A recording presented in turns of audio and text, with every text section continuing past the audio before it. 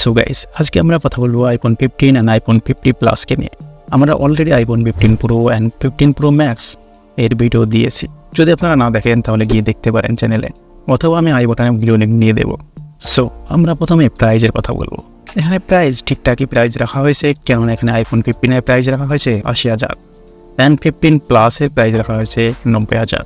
আর তাছাড়া তো কার্ড লাগিয়ে আপনি সার্চ করে নিতেই পারবেন। এবার ডিজাইনের কথা বলি। ডিজাইনের কথা যদি বলি তাহলে iPhone 15 এর থেকে 15 Plus এর সাইজটা একটু বড় পেয়ে যাবেন। ব্যাক সাইজে প্রথমে গ্লোসি ছিল, বাট এখানে গ্লোসি তারা সরিয়ে ম্যাট দিয়েছে, কেননা গ্লোসিতে হাতের ছাপ সহজেই বসে যায়। বাট ক্যামেরা মডেলে এখানে গ্লাস দিয়েছে, সেটা কিন্তু দারুণ লাগছে। ক্যামেরা মডেলে যেখানে গ্লাস দিয়েছে সেই জায়গাটা কিন্তু গ্লোসি পেয়ে যাচ্ছেন, বাট ক্যামেরা মডেলের সাইডে স্লাইডলি কার পেয়ে যাচ্ছেন, অ্যান্ড ফ্রেম সেই প্লাটই পেয়ে যাচ্ছেন, অ্যান্ড কর্নার বারই পেয়ে যাচ্ছেন সেই আগের মতোই। যদি আমরা এবার ডিসপ্লের দিকে তাকাই, সেই পুরোনো iPhone 14তে কিন্তু ছিল নস, একটি বড় নস ছিল, বাট এবার এখানে iPhone 15 অ্যান্ড iPhone 15 Plus-এ ডাইনামিক লঞ্চ পেয়ে যাবেন, যা প্রো ব্র্যান্ডে থাকে সাধারণত। অনেক মেজর চেঞ্জ করা হয়েছে এটি, তাই ডাইনামিক আইল্যান্ড কিন্তু অনেক ভালো লাগবে ফোনটিকে। তাছাড়া ডিজাইনের মধ্যে আরও দুটি বড় আপডেট রয়েছে। এই ফোন দুটিতে পেয়ে যাচ্ছেন অ্যাকশন বটনের মাধ্যমে আপনি ক্যামেরা বলুন, ফ্ল্যাশ লাইট বলুন, রেকর্ডিং বলুন, আরও অনেক কিছু রয়েছে যেটা আপনি আপনার নিজের মতো অপটিমাইজ করতে পারবেন, আপনি নিজে কন্ট্রোল করতে পারবেন, যেটা করছে সেটা আপনি সেট করে রাখতে পারবেন। হ্যাঁ, এবার কোনো টেনশন থাকছে না, এখানে লাইট পোর্ট দেওয়া হয়নি, এখানে দেওয়া হয়েছে সি টাইপ পোর্ট, সেই কারণে আপনি সি টাইপ পোর্ট দিয়ে সব ফোন আপনি চার্জ করতে পারবেন। তাছাড়া ফোনটি প্রিভিয়াস জেনারেশনের থেকে একটু পাতলা পেয়ে যাবেন, কেননা এখানে সাইডে লাগানো হয়েছে অ্যালুমিনিয়াম ফ্রেম একটু পাতলা পেয়ে থাকে, লাইট ওয়েট হয়ে থাকে, অ্যান্ড ব্যাক সাইডে গ্লাসই থাকছে। দুটি ফোনের মধ্যে ওয়েটের অবশ্যই পার্থক্য রয়েছে। iPhone 15 Plus-এর ওয়েট থাকছে 201 গ্রাম, অ্যান্ড 15 মানে 15 ওয়েট থাকছে 171 গ্রাম, বাট থিকনেস এখানে সেমই রয়েছে 7.8 mm। এবার যদি আমরা ডিসপ্লের কথা বলি, হ্যাঁ, দুটি ফোনের মধ্যে যেহেতু দামের 10,000 ডিফারেন্স, তাই ডিসপ্লে তো পার্থক্য রয়েছে। ডিসপ্লে এখানে পেয়ে যাচ্ছেন super retina inter OLED display size এখানে পার্থক্য রয়েছে। ডিসপ্লে 15-এ রয়েছে 6.1 ইঞ্চের ডিসপ্লে, অ্যান্ড 15 Plus-এ রয়েছে 6.7 ইঞ্চের ডিসপ্লে।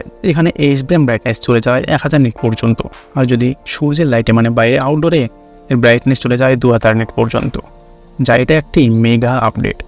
তাছাড়াও ডলবি ভিশন, এইটা 10 প্লাসের সাপোর্ট, আর 1.5 গ্রেড ডিসপ্লে থাকছে এখানে, আর ডিসপ্লেতে প্রোটেকশন থাকছে সেই কার্মিক সেল গ্লাস, 461 পিপিআই ডেন্সিটি থাকছে ডিসপ্লেতে। আর তাছাড়া তো সেই প্রিভিয়াস জেনারেশনের মতো এখানে ডিসপ্লে নচ দেওয়া হয়নি, ডাইনামিক আইল্যান্ড পেয়ে যাচ্ছেন, সেই কারণে কিন্তু জবরদস্ত ফিলিং আসতে চলেছে। হ্যাঁ, এবার সফটওয়্যারের কথা বলি। এখানে সফটওয়্যার সেই নতুন এখানে iOS পেয়ে যাচ্ছেন 17, বাট প্রসেসর একটু ডিফারেন্স রয়েছে। এখানে 15 and 15 Plus-এ প্রসেসর রয়েছে অ্যাপেল A16 বায়োনিক, যেটা 4 ন্যানোমিটারের প্রসেস রয়েছে। এই প্রসেসরটি ঠিক আগের বছর 14 Pro Max 14 Pro-তে ইউজ করা হয়েছিল। এখানে 15 and 15 Plus-এ সেম সেই প্রসেসর পেয়ে যাচ্ছেন, যা প্রসেসরের হাই স্পিড থাকছে 3.46 GHz, যা অনেক ফাস্ট। আপনি যে কোনো গেম হাই লেভেলে হাই পেসে খেলতে পারবেন। এটা আইফোনের প্রসেসর ভাই, যা সবথেকে বেস্ট টেকনোলজিতে তৈরি। অ্যান্ড এর জিপিইউ থাকছে 5 কোর গ্রাফিক্স। হ্যাঁ, দুটি ফোনে এখানে র্যাম ভ্যারিয়েন্ট 6GB 128GB থেকে শুরু হয়েছে, অ্যান্ড 512GB 6GB থেকে শেষ হবে। এখানে স্টোরেজ টাইপ থাকবে NVMe।